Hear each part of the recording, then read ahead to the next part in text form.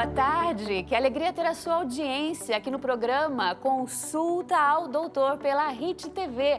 O nosso canal de interatividade, o WhatsApp, já está à sua disposição. Participe com a gente. Código de área 11 3337 5886. Vou repetir para você. Código de área 11 3337 5886. Acompanhe também a nossa programação pelo Instagram, @RITTV, Facebook, RIT TV Oficial. Site é o www.rittv.com.br e pelo YouTube, RIT TV ao vivo. A gente tem no programa de hoje temas muito interessantes. A gente vai falar sobre a importância do sono no emagrecimento, também a terapia do riso.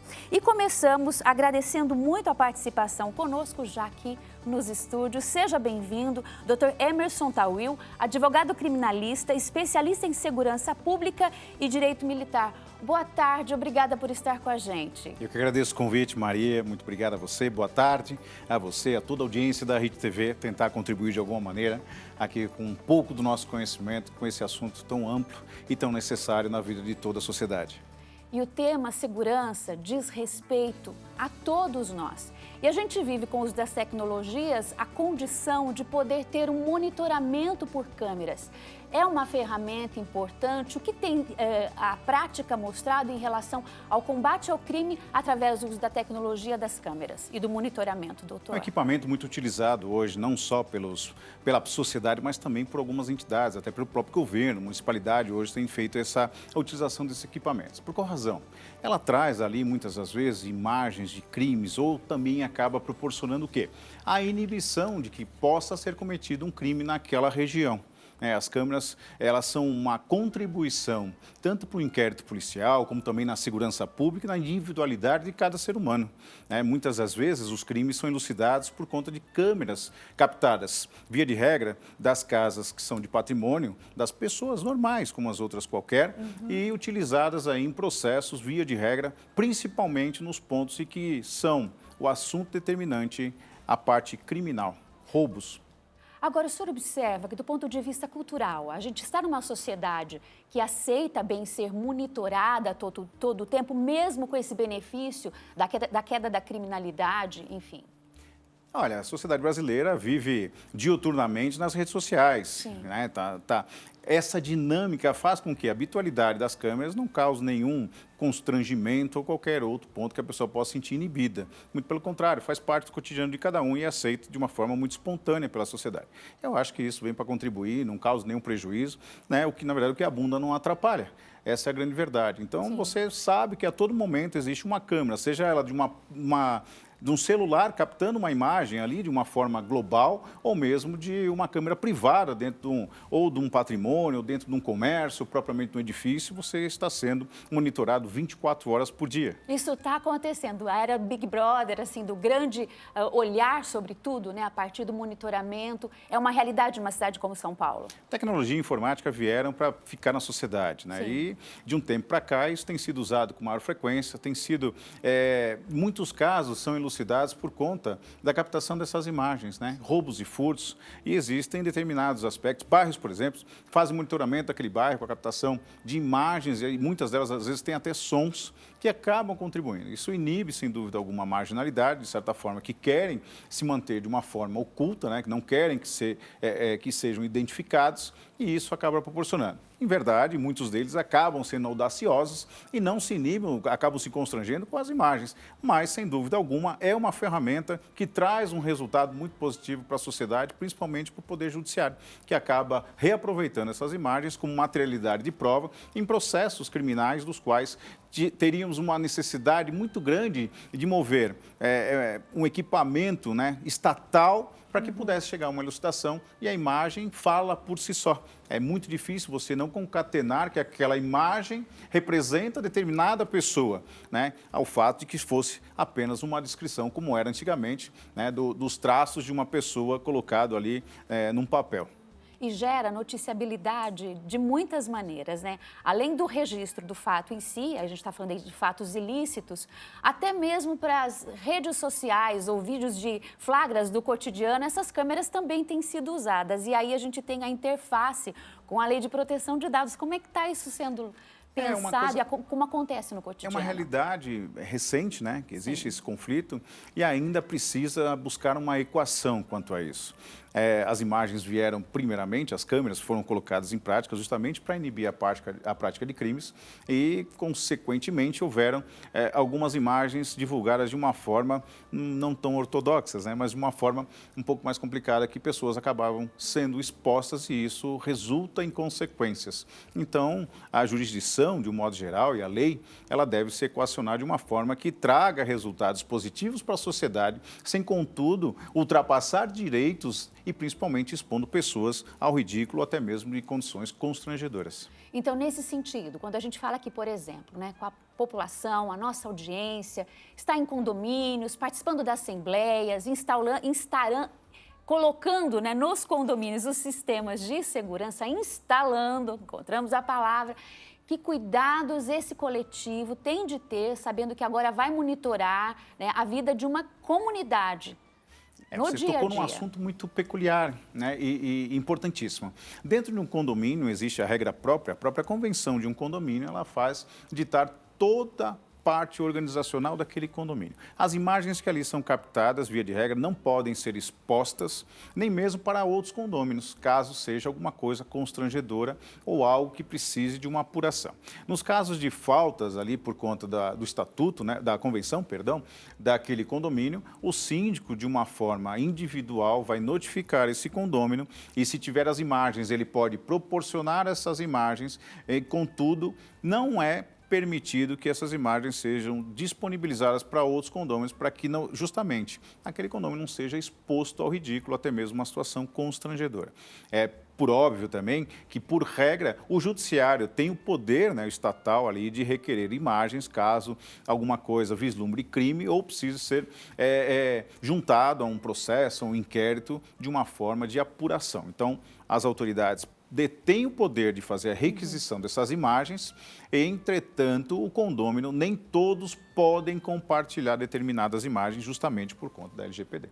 Já que a gente está nesse tema, né, em relação à pessoa e a sua exposição e a gravação constante que a gente está vivendo na sociedade, uma cidade como São Paulo, o doutor já falava para a gente, o que eu posso fazer, né, aproveitar aqui a presença do advogado para nos esclarecer, o que o nosso telespectador, a nossa telespectadora pode fazer quando se sentir coagidos em relação à filmagem de ambientes e ao uso dessas imagens, à guarda dessas imagens, de que situações, em geral, acometem o indivíduo no seu direito e o que ele pode fazer se sentir lesado ou sob uma ameaça da sua integridade, da sua imagem? Isso está muito dentro do íntimo de cada um, em verdade, porque nem todos têm conhecimento jurídico.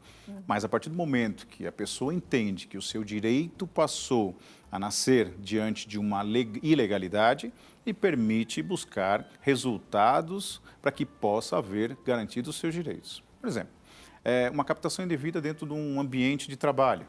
Esse caso ali, de um banheiro, por exemplo, jamais poderia ter esse tipo de captação de imagem. Mas alguma coisa que tem uma coação, que tem até um assédio moral, essa pessoa deve, principalmente, tornar isso público através de uma requisição, seja ela feita por escrito, através de um e-mail. Para quê? Para que a pessoa possa futuramente, caso tenha necessidade, ter uma materialidade, ou seja, algo palpável. Palavras se perdem ao vento, por mais que ela tenha o direito de questionar isso com quem ela entenda por direito. Mas é importante sempre buscar a materialidade, uma conversa de aplicativo de WhatsApp, principalmente os meios oficiais, se for uma empresa, se for uma instituição, um órgão, uma empresa, como eu disse, através do seu e-mail funcional e também os meios mais comuns, boletim de ocorrência, viatura no local, né, 190, ou até mesmo buscar a Polícia Civil, a Polícia Judiciária, para que possa ali instaurar um inquérito nos casos em que vislumbre-se a parte de crime cometido e que a pessoa entenda com isso. Estamos aprendendo informações para nossa segurança, utilizar as tecnologias, especialmente de câmeras e de monitoramento, para a garantia dessa integridade, né, de todos. Agora, a questão da criminalidade que o senhor iniciou abordando para a gente, o que as pesquisas têm mostrado em relação à capacidade, o uso do monitoramento por câmeras e a queda da criminalidade? Vamos voltar um pouquinho nesse assunto para a gente depois ir para um grande debate social do momento, que é as câmeras no policiamento, doutor. Bom, como eu disse, a tecnologia tem favorecido muito a parte do judiciário, principalmente a polícia judiciária, que são as polícias civis, no combate à criminalidade. Porque mesmo que ocorra esse crime, né, ele, de certa forma, ela tem a função de inibir. E ainda aqueles que são um pouco mais audaciosos acabam cometendo os delitos, não ficam mais naquele anonimato, porque as imagens captadas servem contra si como prova, inclusive, uma prova condenatória. Então, as estatísticas têm mostrado que a criminalidade tem diminuído, de certa forma, por conta de determinados pontos possuírem a captação de câmeras, ou seja, captação de som e imagem, para que não se torne. O ladrão, o marginal, ele quer facilidade, ele não quer complicação, ele quer algo que seja muito fácil, rápido e imediato. Então, as câmeras, sem dúvida alguma, utilizadas da forma correta, posicionadas no ambiente de que possa realmente acontecer, ali a pessoa esteja exposta à proporção de um crime, acabam favorecendo isso para que ocorra uma inibição considerável e, consequentemente, as estatísticas acabam caindo. E o que a gente tem hoje, especialmente no estado de São Paulo, em relação aos debates do policiamento com câmeras corporais, e tem uma licitação, vamos entender o que vai acontecer de novo, que está sendo proposto. Olha, é um assunto extremamente polêmico, Sim. do qual eu conheço muito a parte da instituição, da Polícia Militar, inclusive advogo para policiais militares, especialidade de Direito Militar também, especialista em Segurança Pública. É um assunto muito polêmico, porque muitas pessoas falam que, olha, a câmera trouxe uma queda significativa dos confrontos entre policiais e marginais. Ora, em verdade, isso não corresponde. Ontem mesmo ouvi um comentarista falando que uma aberração de que após a instalação das câmeras corporais nos policiais militares de São Paulo, os números de homicídios contra policiais despencou. Uma falácia, porque o ano passado, por exemplo, nós tivemos, no primeiro trimestre do ano passado, cerca de 75 policiais mortos de serviço com o uso da câmera COP. Esse ano, no primeiro trimestre, nós tivemos 179. Né? É algo que, assim, a pessoa acaba sendo exposta. O policial militar representa o Estado. Então, ali eles entendem que aquela câmera não teria uma opção de utilização por parte do agente, do profissional, do policial militar, porque ele está ali representando o Estado. Consequentemente, o ente público, tudo se tornaria público. Primeiro aspecto.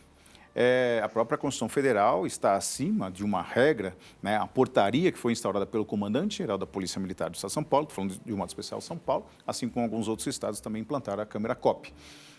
Não está acima da Constituição.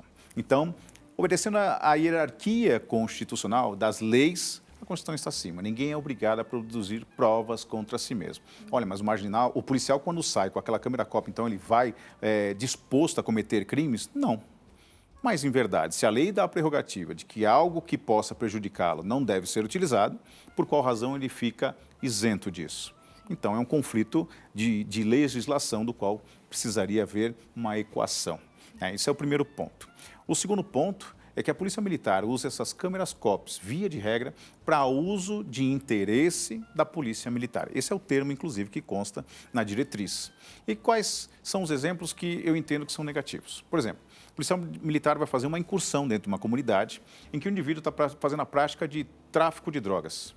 E aí, quando vê os policiais, empreende fuga, via de regra, com uma sacola plástica contendo dentro as drogas, e quando ele percebe que possa ser detido, ele joga essa sacola para longe. E a câmera COP, via de regra, ela capta essa imagem dele jogando aquele objeto no qual estão acondicionados todas as drogas.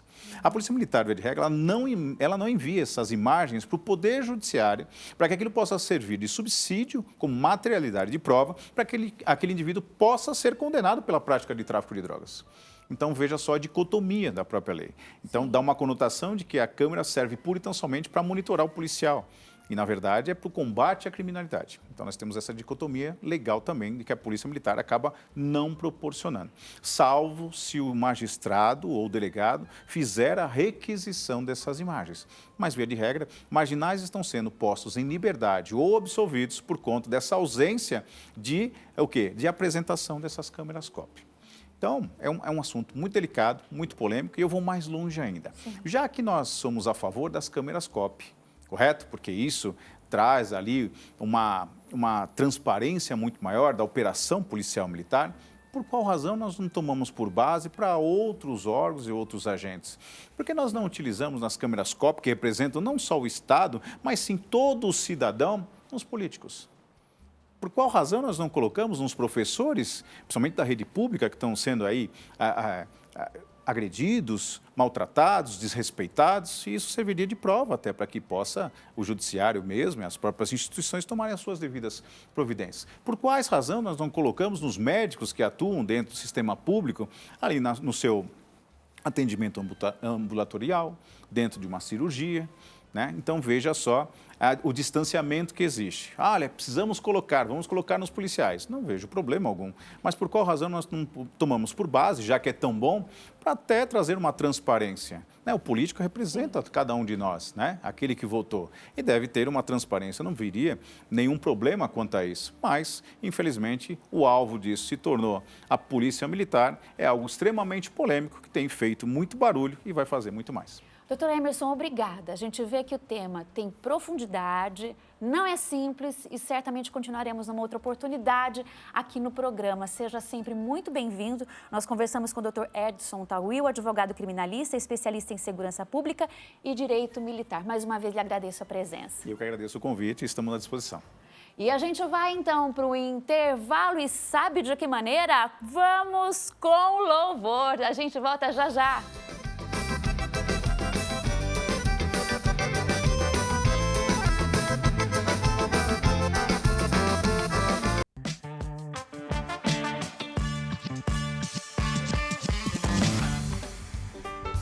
Consulta ao Doutor volta com você aqui pela Hit TV, ele sempre lhe convidando a participar do programa através do nosso WhatsApp. Código de área 11 3337 5886. A gente agradece a sua participação, a sua audiência e também aqui conosco nos estúdios. Seja muito bem-vinda a Kemi Secato. Doutora, obrigada por estar conosco, nutricionista. Mais uma vez, nosso agradecimento. Obrigada, eu que agradeço pelo convite, um prazer estar aqui. A gente hoje fala sobre a nutrição, o emagrecimento e algo que é tão importante, que é o sono. A relação desses três elementos, essas três esferas da nossa vida, né? Se alimentar adequadamente, ter uma boa qualidade de sono e conseguir, muitas vezes, uma meta de emagrecimento que não vem pela estética. Pode vir por uma necessidade, inclusive, de tratar uma doença, combater, por exemplo, uma pressão alta ou um outro problema de saúde. Então, como é que esses três elementos, eles se colocam no nosso dia a dia? Vamos começar pela alimentação e a relação dela com o sono? Sim, sim. Bom, o sono, né, ele é muito importante não só para emagrecimento, né, como para a nossa vida no geral, né, para a imunidade, né, para a cognição, para a nossa memória. Então, assim, não somente para o emagrecimento, mas ele também tem essa ligação com o emagrecimento, porque é uma tríade, né? Sono, alimentação e atividade física. Se um dos três não vai bem, afeta diretamente os outros dois, né? Então, o sono, ele é fundamental, né? No sono, nós temos, por exemplo, hormônios que são liberados. Então, leptina, que é o hormônio da saciedade, né? A grelina, que é o da fome. Então, quando a gente não tem uma boa noite de sono, não faz um sono adequado, aumenta a liberação de grelina e diminui a de leptina. Então, você acorda, você vai ter mais fome durante o dia, mais apetite para alimentos açucarados, com gordura, que são os alimentos mais calóricos, né? Então, a gente tem alterações de hormônios, não é só simplesmente não dormiu bem, acordou cansado, sem energia, mas altera os hormônios, tem uma alteração de hormônios, tem um aumento de cortisol, que é o hormônio do estresse, isso também aumenta o apetite, né? Então, a gente está falando assim, não só da questão da alimentação em si, né? Tem um estudo que fala que, assim, as pessoas que dormem bem, elas chegam a consumir, em média, 300 calorias a menos do que pessoas que dormem mal, e sem mudar nada na alimentação. Então, assim, você fica acordado mais tempo, tem uma janela maior para se alimentar, acaba comendo mais. E tudo isso, esses fatores, né, levam ao ganho de peso. Então, por exemplo, o cortisol elevado, ele vai aumentar o quê? A resistência ali à insulina, né, que pode levar a um diabetes, por exemplo, e também a um aumento do armazenamento de gordura, principalmente na região abdominal. Então, todos esses fatores acabam levando a um aumento de peso, né, obesidade e indesejada. E o que a gente tem hoje na nossa sociedade, e quase de maneira assim, epidêmica, são dados que demonstram, né, por isso a gente usa esse termo, né, epidemia, de não dormir-se bem. É difícil encontrar alguém que diga, olha, eu durmo bem, sem desafios, os problemas, os transtornos do sono têm sido cada vez mais diagnosticados e têm acometido cada vez mais pessoas. Então, essa relação fica mais sensível ainda, doutora. Fica muito mais sensível, né? E tem aquelas pessoas que falam assim, mas eu durmo 5 horas e para mim tudo bem, 5 horas eu consigo descansar. Mas não é assim que acontece, né? Você tem uma duração... Nós somos seres que somos feitos para dormir à noite e ficar acordado de dia, né? Assim como nós não fomos feitos para voar, nós não fomos feitos para ficar acordado à noite. Então, o corpo, ele sente esse desalinhamento, né? Esse desbalanceamento aí desse ciclo sono-vigília. Então, isso afeta diretamente todo o organismo, né? Outro dia, a gente deu a seguinte notícia aqui no jornalismo da RIT TV. A reportagem mostrava que as academias que funcionam na madrugada, academias para fazer o treino, musculação, né? Elas têm aumentado em todo o país, numa capital como a cidade de São Paulo, então tem muita gente que frequenta, né? Sim. Os frequentadores têm aumentado sempre mais. Isso é indicado, né? Qual a observação da senhora sobre esse tipo de comportamento? Sim. Eu acredito que não seja uma boa ideia. Por quê? Inclusive, não é indicado você treinar próximo ao horário de dormir, porque isso vai atrapalhar o seu sono, vai aumentar os níveis de adrenalina, então você vai demorar mais a latência do sono, né, para chegar nesse sono. E outra é que o sono, ele é o principal, assim, a recuperação muscular precisa de um sono adequado. Você tem a liberação de hormônios GH do crescimento durante a noite, você tem um aproveitamento melhor da proteína durante a noite. Então, se você não faz um bom sono, o que adiantou você treinar ali, né? Mas o sono da manhã não vai recuperar da mesma maneira. Não vai recuperar da mesma maneira, porque o sono, ele é um processo dividido em vários estágios. Então, você tem que passar por todos os estágios de forma aprofundada para você ter uma qualidade de sono.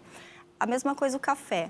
As pessoas, eu tomo... porque o ideal não é você tomar café após as 4 horas, 5 horas da tarde, né? Porque a cafeína interfere no sono. Tem pessoas que metabolizam essa cafeína mais rápido e outras não. Depende da pessoa. Então, se falar, eu tomo café, mas eu fico bem, eu durmo bem, não tenho problema nenhum. Você pode não ter problema para pegar no sono, mas com certeza a duração do seu sono vai ser reduzida e as etapas não vão ser aprofundadas. Então, você vai ter um prejuízo, né? E não adianta também, eu acordo 5 horas da manhã durante a semana. Sou obrigada para poder trabalhar. Não é o que eu gostaria de dormir, mas eu acordo. E chega no final de semana, vou compensar acordando 10 horas da manhã. Isso também é uma agressão ao organismo. Isso não existe compensar, né? Porque uma noite mal dormida, você já vai ter prejuízos dessa noite mal dormida, né? E aí a relação desse cotidiano, de desafios, transtornos, problemas com o sono e o ganho de peso. Por outro lado, a dificuldade ou a facilidade em perder peso, em emagrecer. Sim, né? Quando você tem uma uma noite de sono mal aproveitada, você vai ter um maior apetite, como eu disse, né? No dia seguinte vai ser mais difícil de você ter aquela consciência de fazer melhores escolhas alimentares, porque o seu corpo tende a pedir por alimentos mais calóricos. Né? E como já tem aquele cansaço de quem não dormiu direito, o estresse, junta com esse apetite, você acaba cedendo, né? E ficando mais fácil de fazer as piores escolhas, comendo errado e ganhando mais peso. Então, tudo isso interfere. Além das escolhas, o metabolismo em si também fica alterado, doutora? Também fica alterado. Para dificultar essa perda de peso? Sim, sim, porque você não tem só, como eu falei, aquela questão do cansaço, mas alteram todos os seus hormônios, né? O nosso corpo, ele tem o ritmo biológico. Então, tudo acontece no nosso corpo em determinado horário ou período do dia, nesse ciclo, né? Então, quanto maior o padrão você seguir, melhor. Então, se você tem 2 mensagens vindo diferentes, né? Ai, tô nervosa. Por exemplo, uma pessoa que come muito tarde, janta, faz a última refeição muito tarde, né? Então, você vai ter 2 mensagens vindo diferentes. Por exemplo, a melatonina já vai começar a ser liberada para você sinalizar ao corpo que precisa descansar, precisa dormir. Mas você comeu e um alimento, ele é um sinalizador externo que fala para o seu corpo que você deve ficar acordado, fazer a digestão. Então, são 2 informações diferentes chegando. Isso causa esse desalinhamento, o corpo fica, o que eu faço, né? Durmo, descanso ou fico acordado? Então, isso faz um mal e já tem estudos que mostram que está muito associado com doenças metabólicas, obesidade, diabetes, doenças cardíacas e até mesmo câncer. Então, o sono é muito negligenciado, digamos assim, ultimamente. E eu sei que tem pessoas que tem que ter uma noite um pouco mais reduzida de sono, né? Mas é o que eu falei, tentar no final de semana, nos dias livres, não acordar 10 horas da manhã, né? Mas tentar acordar um pouquinho mais cedo, diminuir, porque o padrão é melhor. Se você fizer um sono mais próximo, assim, o que é mais danoso para o corpo seria essa falta de padrão. Cada dia acorda num horário. Não faz bem para o nosso Exato. corpo. Comer fora de horário, tem aquela pessoa que faz essas refeições em horários diferentes cada dia da semana. Isso também é péssimo, porque o corpo ele precisa desse padrão, né? Daquela noite de sono não muito bem dormida e você já acorda com fome e vai nos alimentos mais calóricos. Eu pensei naquela condição em que você acorda para comer. Há momentos na vida em que a gente tem disso, né? Ou um momento hormonal, ou realmente uma quebra aí de rotina grande. O acordar com aquela fominha, ir para a geladeira, dar uma passada ali para fazer um lanchinho na madrugada. Como é que o corpo fica com esse comportamento, com essa rotina, ou mesmo que seja assim de forma esporádica, doutora? Então, comer durante a noite, mesmo assim, essas fugidinhas de madrugada, não faz bem, né? Não faz bem, porque é aquela coisa, você deveria estar dormindo, não comendo. O alimento é um sinalizador externo de que você tem que ficar acordado, de que você precisa fazer a digestão. Então, né, são 2 coisas completamente diferentes. Então, não é recomendado você fazer esses lanchinhos durante a noite. Bateu aquela fome, toma um copo d'água. Toma um chá? Primeiro que já é assim, um sinal de que algo não está bem. Quando a gente sente muita fome no período da noite, é um sinal que algo está errado. Ou está comendo pouco durante o dia, ou está faltando nutrientes. Então, já é um mau sinal. Se tem fome, então, muito à noite, madrugada, procura a Nutri. Com certeza. Procura a Nutri para entender o que está acontecendo e modificar, de repente, até a alimentação, a dieta durante o dia. Com certeza. E a alimentação à noite para preparar para esse sono, um sono 100% que vai colaborar, por exemplo, no emagrecimento ou vai evitar um ganho de peso desnecessário. Como deve ser? Algumas dicas da nutricionista? É claro que assim, a gente precisa pensar, né, numa alimentação regrada durante o dia inteiro, Sim. né? Comer bem é aquela velha história, né? O café da manhã de rainha, o almoço de princesa e o jantar de plebeia. Então, isso é muito verdade, tem estudos que comprovam até uma redução da região abdominal de gordura quando a gente consome mais alimentos no período do dia. Então, assim, o que eu recomendo é tentar sempre comer mais durante o dia do que no período da noite. E à noite, não comer próximo do horário de dormir, 2 a 3 horas antes do horário de dormir, inclusive água, né? E comer mais, assim, alimentos vegetais, legumes, proteína, evitar um pouco muito carboidrato, muito arroz à noite, né? Que é pesado. E a gente tem uma reduçãozinha aí do metabolismo do carboidrato à noite mesmo, né? Sim. Não que não faça o metabolismo, mas tem uma redução, então é bom um pouco menos mesmo. Viu que está marcada essa dica da doutora pelo equilíbrio, por algo que a gente, assim, já conhece, né? Ao pensar e buscar informações sobre nutrição, alimentação. Então, cuidado com as dietas que propõem alterações bruscas dos cardápios. Isso também a gente precisa ficar atento e, se fizer esse tipo de dieta, observar o sono, doutora. Com certeza, o sono, se alguém tem algum problema para pegar no sono ou acorda do nada de madrugada, né, sempre é bom investigar, procurar um médico do sono, não deixar passar, né, não ficar tentando compensar sozinho, porque isso vai interferir, né, não só no emagrecimento, como no cotidiano, né, a qualidade de vida da pessoa. E o que a gente quer é qualidade de vida. Pilar para a qualidade de vida, estamos conferindo aqui hoje, mais uma vez, reforçando essa dica para você. Alimentação saudável, de uma maneira equilibrada, no dia a dia, né? Não tem proibições, não tem nada muito brusco. Sono, por mais que a gente tenha aí diversas situações que tirem a qualidade do nosso sono, vamos buscá-la para que a gente alcance uma vida mais equilibrada e, portanto, no tema que a gente hoje, inclusive, teve aqui a explicação da doutora Kemi Secato, evite os ganhos de peso desnecessários que vão trazer problemas de saúde e, quando estiver aí fazendo uma dieta, consiga também o processo de emagrecimento 100% e com sucesso.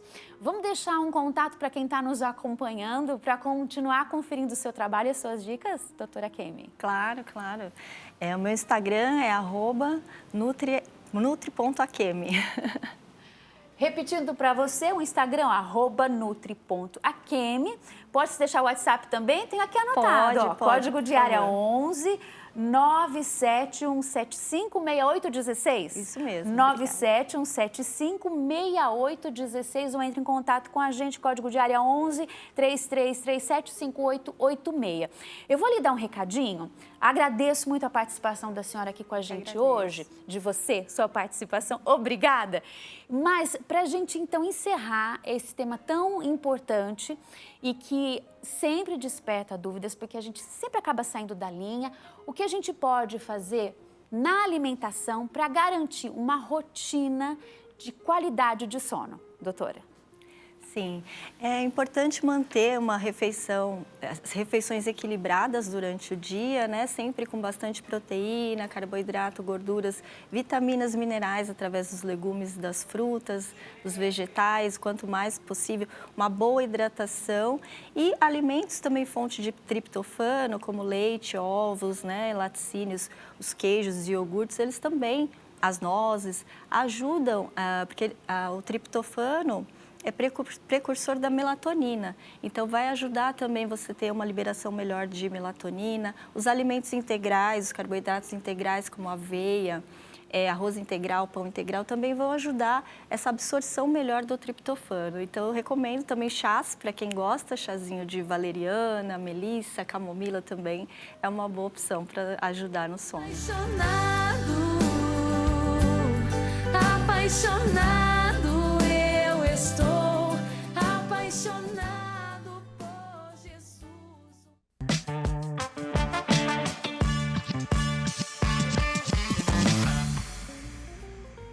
Nosso terceiro momento, juntas e juntos, aqui no Consulta ao Doutor. E a gente vai encerrar o programa tendo agora uma entrevista que é um convite à felicidade, é a terapia do riso.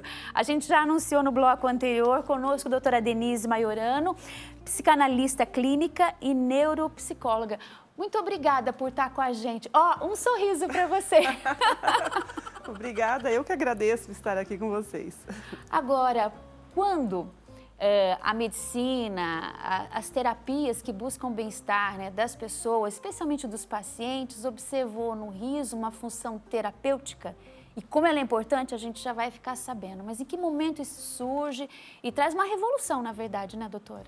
Eu acredito que a busca pela felicidade, pelo bem-estar, sempre houve, né? A gente pode deixar bem colocado que o riso, ele é uma linguagem que antecede a fala. Então, se a gente parar para pensar, desde muito tempo atrás, desde o primeiro bebê, podemos dizer assim, já se instalou essa necessidade, porque o riso, ele faz uma conexão, né? Estamos aqui numa sala, você entra sorrindo, automaticamente eu me conecto a você, né? Assim como o choro também é uma linguagem do bebê que ainda não aprendeu a falar e ele pede algo com o choro, ele sinaliza alguma coisa que ele está querendo, é uma necessidade, o riso também, ele faz essa conexão, só que de uma forma prazerosa, né, gostosa, que você consegue interagir. Então, dá uma sensação de pertencimento. E não é só uma sensação. Quando você chega no lugar que você é recebida com um sorriso, realmente você se sente bem naquele lugar, não é verdade? Diferente de uma cara amarrada, né? Sim. Só que com o passar do tempo, as pesquisas foram revelando que o riso, ele traz muito benefício. Inúmeros, a gente pode aqui colocar. Ele tem efeito no sistema imunológico. Tanto é que a gente tem os doutores do riso nos hospitais com câncer de criança, né? Porque traz essa terapia, a pessoa ela foca no que está acontecendo, na alegria e esquece um pouco da dor.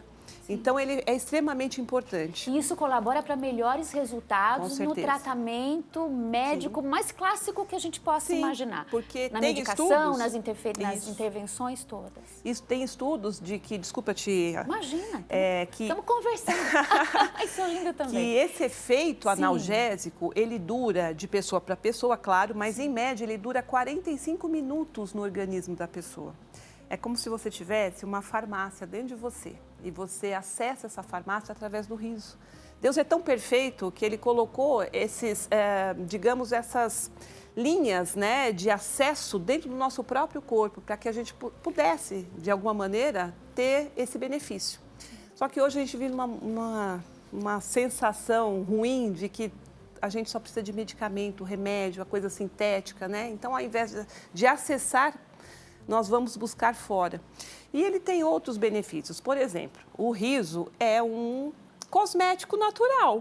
Quem já não ouviu falar que quando a gente sorri, envelhece, o retardo do envelhecimento acontece, né? Sim. Porque a gente acaba movimentando, assim, cerca de 80 músculos faciais de garganta e você também acaba fazendo um exercício leve de barriga. Abdominal. Porque lembra, toda vez que você dá risada, Sim. aquela gargalhada gostosa, não chega a doer a barriga, né? E a gente tem técnica para isso, né? Quando a gente faz as técnicas do riso, porque nem sempre quando uma pessoa procura terapia, ela está com vontade de sorrir, muito menos com muita alegria para entrar numa terapia de riso.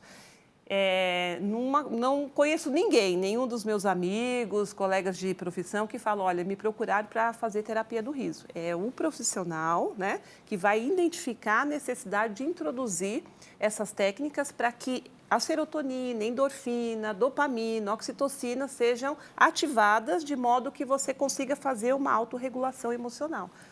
Então, é bem interessante. Sendo tão benéfico. Muito. Eu, paciente, não vou identificar, então, que eu preciso ou que eu posso me beneficiar dessa terapia? Dificilmente. Só o profissional que cuida de mim? Dificilmente. Eu vou te explicar por quê. Geralmente, a pessoa, quando procura um terapeuta, um psicólogo, um psicanalista, ela está com algum problema emocional, né? Então, dificilmente ela tem vontade de rir. Geralmente a pessoa depressiva, ela tem vontade ao contrário. E o nosso cérebro, ele tem essa necessidade, ou até, digamos, é um mecanismo natural dele de buscar pelo conhecido. Buscar sempre o mesmo do mesmo. Então, se você está triste, o teu cérebro ele vai procurar o mesmo, porque ele entende o seguinte, ela sabe sair disso, ela já conhece isso, então está tudo bem. Porque a função dele é gastar menos energia. Então, ele vai te dar esse resultado. Quando você força o riso, você está fazendo algo desconhecido para o teu cérebro naquele momento depressivo, naquele momento que você está passando por momentos difíceis, emocionais. Seja ele por falta de uma ativação hormonal ou por um trauma registrado, enfim, né? Uma perda, um luto. Então, você precisa fazer essas técnicas para ativar. Então, por isso que é difícil o paciente identificar que ele precisa de uma terapia de riso para poder fazer esse acionamento. Em geral, até nem vai aceitar muito bem a ideia. Geralmente não. Por isso que a gente nem fala. Quando está em sala, né, procura se fazer alguma... Eu ia dizer isso. Então, vocês aplicam a terapia sem contar pra gente? Não, quando é de perfil para perfil, né? É um jeito de dizer, né, doutora? É um perfil para perfil. Tem pessoas que a gente precisa, ela é tão cheia de alertas, né, de alarmes próprios, que se você não explicar o que você vai fazer, fica difícil a conexão. E tem aqueles que fluem, né? Então, depois você pode até contar. Né? Fiz com você uma terapia de riso hoje. Que bom! E tem muita coisa. Ele regula toda a região cardiovascular, diminui estresse. Hoje a gente vive num mundo muito estressado. Pós-Covid, então, né? A gente achou que ia modificar para bem. Parece que o pessoal tá caindo o disjuntor de todo mundo ao mesmo tempo, né? Sim. Então, está bem complicado. E quando você faz essas técnicas, você, além de elevar o teu humor, você acaba tendo aquela sensação de bem-estar que é muito prazerosa, né? Que é realmente terapêutico, porque você está num ambiente onde você consegue se sentir pertencente, fazendo conexões, sua serotonina é elevada, né? Cortisol, tudo acaba tendo uma regulação, você consegue ter um resultado propício e positivo. Quando a senhora fala da aplicação das técnicas, eu pensava assim, há alguma dica, algo que a gente, com essa informação de que rir é uma terapia e pode te beneficiar tanto, a mim, a você, a todas e todos nós, há uma dica de como se pode dar o primeiro passo? Sim, vamos lá. Vamos lá? Vamos lá, você vai fazer comigo. Tá bom, combinado. Vamos lá. Primeiro que, olha, o riso, ele contagia, não é verdade? Sim. Ele não é contaminante, ele é contagiante. Porque você vê uma pessoa rindo, você nem precisa saber o motivo que ela está rindo, você começa a rir sem querer junto com ela. Quando você vê, você está na mesma vibração energética daquele riso, sem se saber o motivo. Então, você aprende com isso o quê? Que você não precisa de motivo para rir. Se eu olho para uma pessoa que está sorrindo e eu consigo rir do riso dela, eu já fui acionada. Então, a primeira técnica é o seguinte, o sorriso sustentado. É uma técnica que dá para o pessoal fazer em casa todo dia. Você não precisa estar feliz, tá? Mas isso já eleva um nível de consciência para que você mude o teu humor, tá? Então, você vai pegar o rosto e você vai sustentar um sorriso falso por 15 segundos, assim, ó. Ah, tá difícil, não consigo. Sustenta com os dedos, tá? Tem uma outra técnica que você põe um lápis na boca e você deixa, né, esse músculo. Então, você vai sustentar por 15 segundos essa região da face, assim. Não precisa mostrar dente. É só o exercício do músculo facial. Esse é um. Que você fizer isso 15 segundos diariamente, eu recomendo que você faça quando acorda, porque você já eleva, né, a tua vibração para um dia mais produtivo, né, um pensamento mais direcionado para coisas positivas, né? Então, é diferente de ter, assim, aquela, né, vamos ser otimistas o tempo todo. Você precisa ter um acionamento interno. A outra técnica que você vai fazer agora comigo é o ha-ha-ha. Que é assim, a gente vai contando... Gostei. A gente vai contando ha-ha-ha até o riso sair naturalmente, tá? Então, vamos lá? Vamos. Comigo. Ha-ha-ha-ha-ha.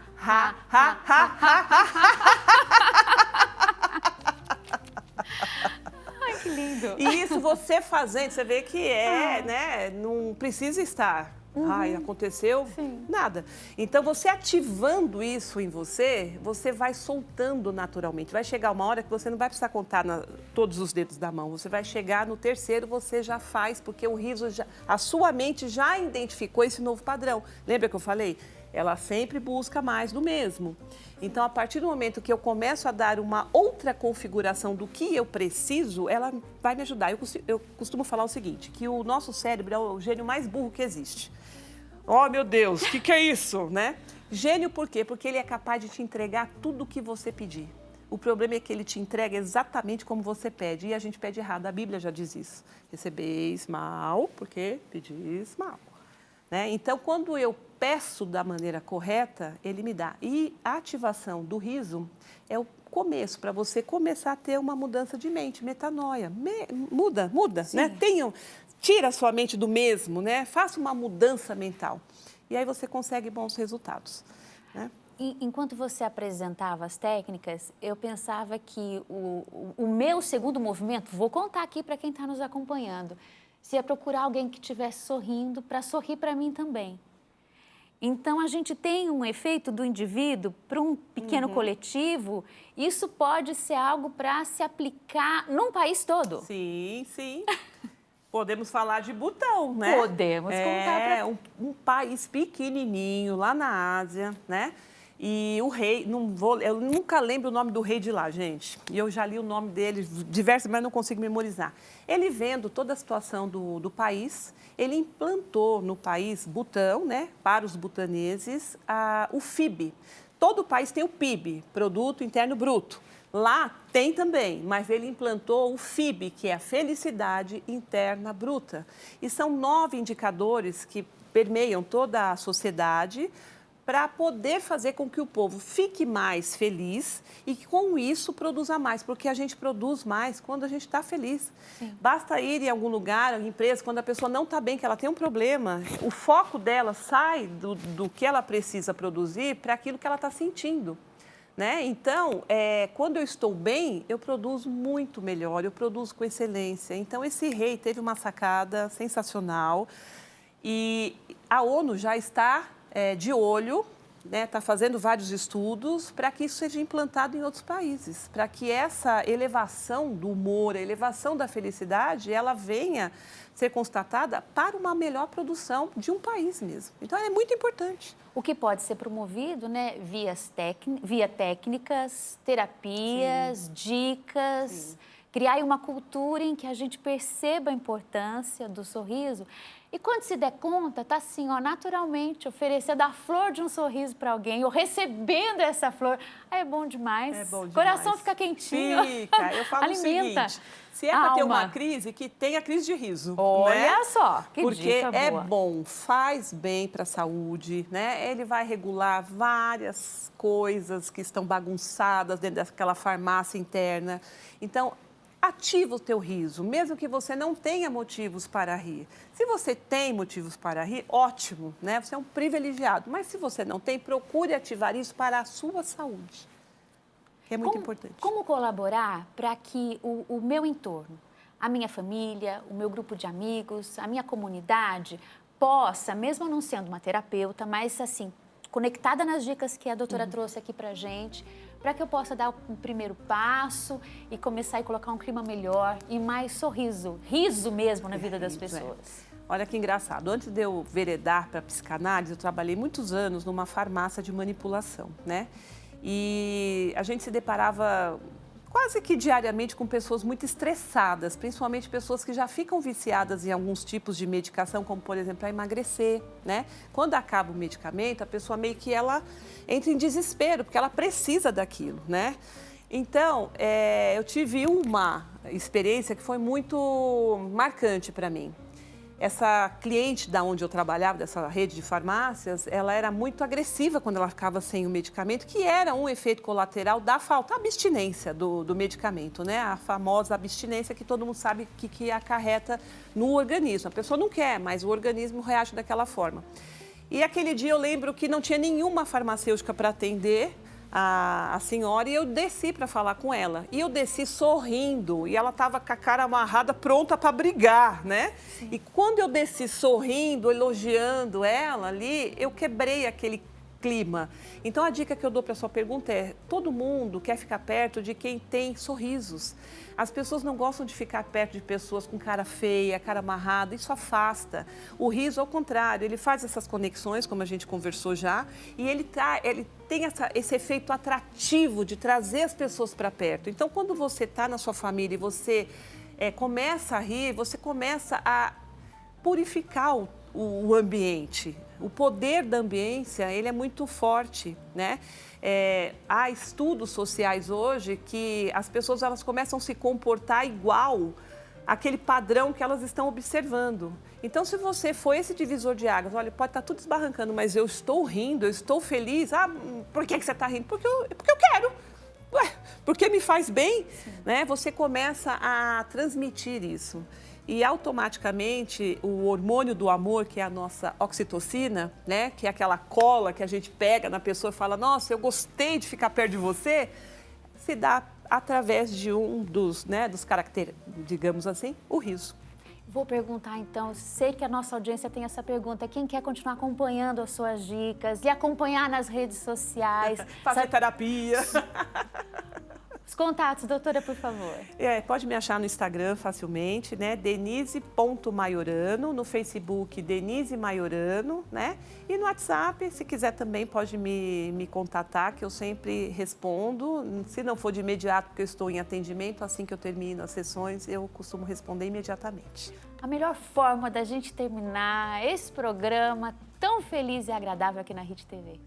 Vamos fazer o ha-ha-ha. De novo? De novo, né? O pessoal em casa agora vai fazer junto, hein? É isso aí, ó, vamos contando, tá? E aí você se observa para ver em qual dedinho parou o forçado e começou o natural, tá certo? Então vamos lá.